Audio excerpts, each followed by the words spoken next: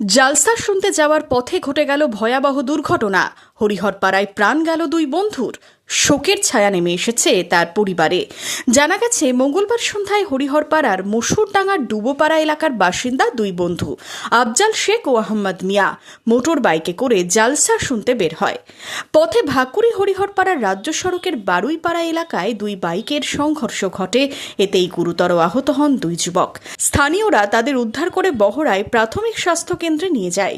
অবস্থার অবনতি হলে দুজনকে মুর্শিদাবাদ মেডিকেল কলেজ হাসপাতালে নিয়ে আসা হলে দুজনেরই মৃত্যু হয়। মনমোহিনী হেলথ কেয়ার, স্বাস্থ্য সেবায় অটুট শ্রেষ্ঠত্বের শিরোপা। জেলায় প্রথম robotic knee replacement, cardiology with cath lab, neurosurgery, specialized trauma unit থেকে স্পাইন ট্রেন, একগুচ্ছ পরিষেবায় নিয়োজিত।